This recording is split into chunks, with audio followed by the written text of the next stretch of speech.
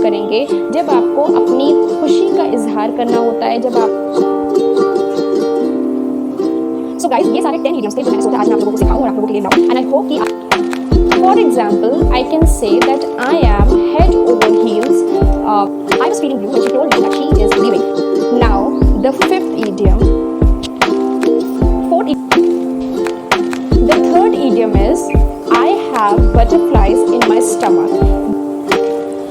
Hello guys, welcome back to my channel once again and I hope that you all are doing well. So आज के इस video में मैं आप सब लोगों के लिए जो टॉपिक लाई हूँ वो इंग्लिश सब्जेक्ट से रिलेटेड टॉपिक है and if you all remember मैंने एक बार एक वीडियो बनाई थी जहाँ मैंने आप सब लोगों को बताया था कि how to improve your English, how to improve your English fluency. आज के इस वीडियो में मैंने सोचा कि मैं आप लोगों से बात करूँ इंग्लिश ईडियम्स एंड फ्रेजेस पे, बिकॉज वी ऑल नो कि इंग्लिश का जानना बहुत ज़्यादा इम्पॉर्टेंट है। इंग्लिश अच्छे से इंग्लिश पे बात करना बहुत इम्पॉर्टेंट है, बट सिर्फ इंग्लिश पे बात कर लेने से ही कुछ नहीं होता है। कुछ इंग्लिश के ईडियम्स एंड फ्रेजेस भी होते हैं, जब आप उसे यूज़ करते हैं देन आपका जो सेंटेंस होता है वो और ज़्यादा अच्छा और ज़्यादा खूबसूरत हो जाता है। इसलिए दोस्तों ज़रूरी ये है कि हम चाहे इंग्लिश बोलें, हम चाहे हिंदी बोलें, हम कोई भी लैंग्वेज या भाषा बोलें, इट्स ऑलवेज़ इम्पॉर्टेंट कि हम उसे कैसे बोल सकते हैं और किस तरीके से और अच्छे वे में प्रेजेंट कर सकते हैं, वो बहुत ज़रूरी है हमारा जानना। So in this video guys what I would be doing is that I would be bringing 10 idioms for you all, जहाँ आप 10 idioms या phrases मैं आप लोगों को सिखाऊंगी और ये 10 idioms और phrases जो हैं जो कि बेसिक हैं, जो आप अपने डे टू डे लाइफ में भी यूज़ कर सकते हैं। प्लस अगर कोई आपसे बात कर रहा है, कोई इंसान आपसे यूज़ करता है ये सब चीज़ें, तो आप अंडरस्टैंड कर सकते हैं कि व्हाट ही और शी मीन टू से। And at the same time कभी कभी आपके एग्जाम्स में भी ये idioms पूछे जा सकते हैं। So let's go ahead and let us start with the 10 idioms। सो दोस्तों पहला इडियम जो है आपने सुना भी होगा अक्सर इसको। पहला इडियम है he spilled the beans. He spilled the beans. He spilled the beans का मतलब होता है टू रिवील द सीक्रेट। कोई ऐसा राज या कोई ऐसी सीक्रेट चीज़ जो कि आउट हो जाए, जो कि लीक हो जाए। ऐसा राज, कोई ऐसी चीज़ जो कि आउट हो चुकी हो, जो कि लीक हो चुकी हो, तो उसे हम कहते हैं ही स्पिल्ड द बीन्स। ठीक है, इसका एग्जांपल हो सकता है, जैसे फॉर एग्जांपल आप किसी को कह सकते हैं कि मैंने तुमको कोई राज बताया एंड तुमने why did you spill the beans. If I told you my secret then why did you spill the beans to other. मतलब कि मैंने अगर तुमको कोई बात बताई तो आपने कोई राज क्यों छिपा के नहीं रखा। तो ही स्पिल्ड द बीन्स का मतलब होता है to reveal anyone's secret. I spill the beans, do you promise me not to tell this to anyone else, which means that if I tell you my secret, do you promise me that you are not going to tell this to anyone।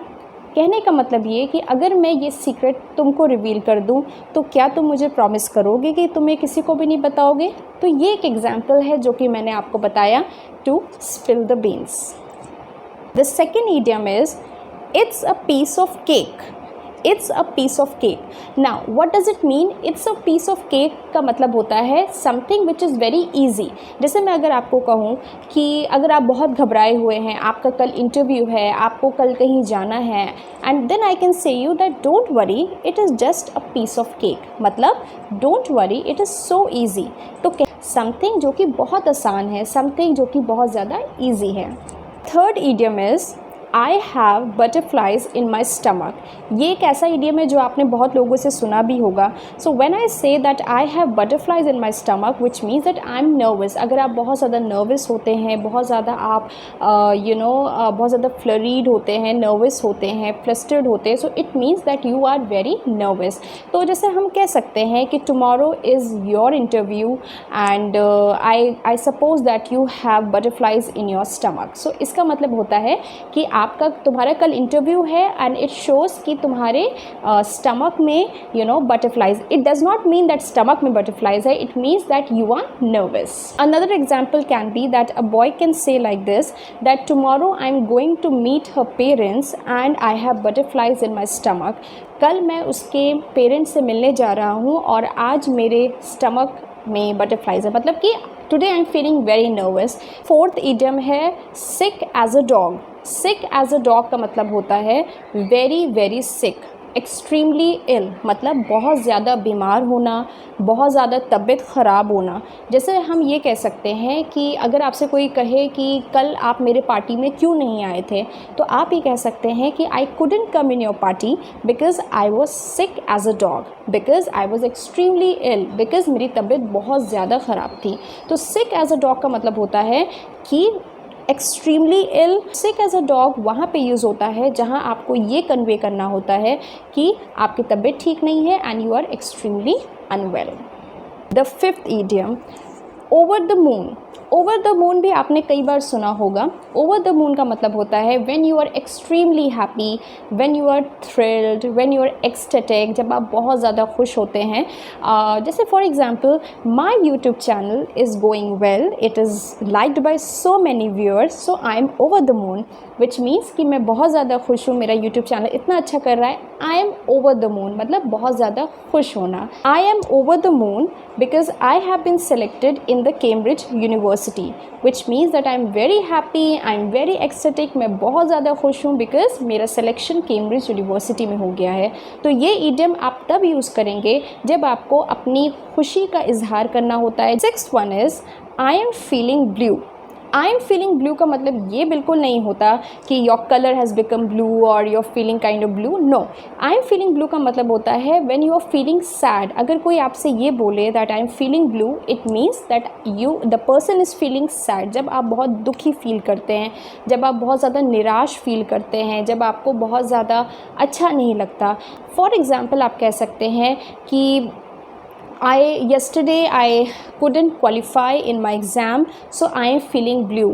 So yesterday मैं अपने exam में qualify नहीं कर पाया, yesterday मैं अपने exam में पास नहीं कर पाया, इसलिए मैं बहुत ज़्यादा सैड हूँ, इसलिए मैं बहुत ज़्यादा दुखी हूँ। Apple of the eye. An apple of your eye का मतलब होता है आँख का तारा।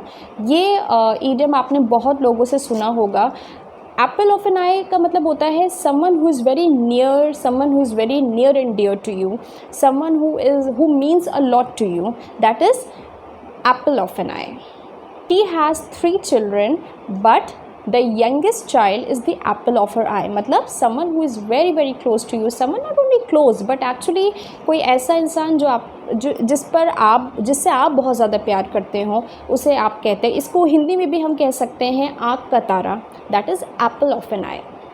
8th ईडियम है cloud nine. Very happy, when you are very very thrilled, जब आप एक्सट्रीमली खुश होते हैं। जैसे मान लीजिए कि आपकी जॉब लग गई, आपको कहीं सिलेक्शन हो गया, या आपकी कोई ऐसी चीज़, कोई विश पूरी हो गई, तो आप कहेंगे कि I am on cloud nine, या I feel like that I am on a cloud nine. तो अगर कोई आपसे ये कहे that yesterday I actually cleared my job interview and today I'm feeling as if I'm on a cloud nine, head over heels।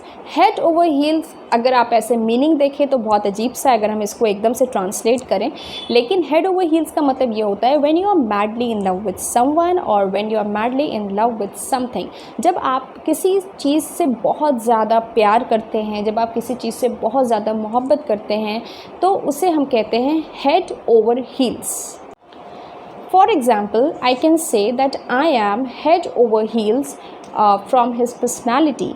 मतलब मैं उसकी personality को बहुत ज़्यादा पसंद कर रही हूँ, मुझे उसकी पर्सनालिटी से प्यार है। आप ये भी कह सकते हैं कि the way you deliver your lecture, the way you deliver your presentation, by that it was completely we were head over heels.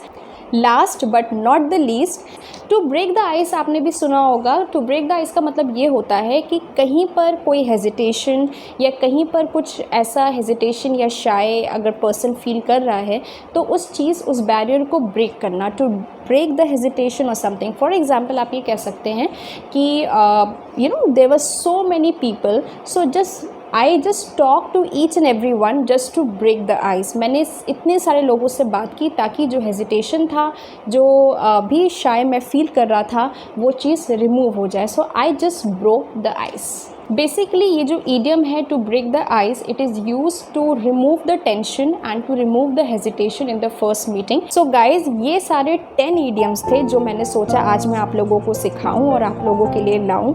And I hope कि आप लोगों को ये 10 ईडियम्स अच्छे से समझ में आ गए होंगे and you can use it in your day to day life. Definitely always remember one thing कि इंग्लिश तो बोलना हमें आना ही चाहिए, बट उसके साथ साथ ज़रूरी ये भी होता है कि हम जितना हो सके ज़्यादा से ज़्यादा ईडियम, ज़्यादा से ज़्यादा फ्रेजेस, हम अपनी लैंग्वेज को किस तरीके से बेहतर कर सकते हैं, हम अपनी लैंग्वेज को किस तरीके से ज़्यादा ब्यूटीफुल बना सकते हैं, वो आना हमें बहुत इंपॉर्टेंट है।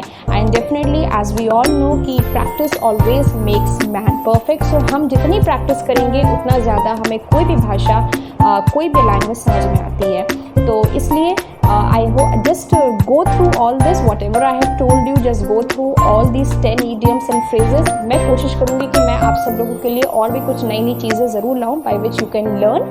And all the very best and I hope that you like the video and I hope कि आपको इस वीडियो से कुछ ना कुछ नॉलेज ज़रूर मिली होगी। Thank you.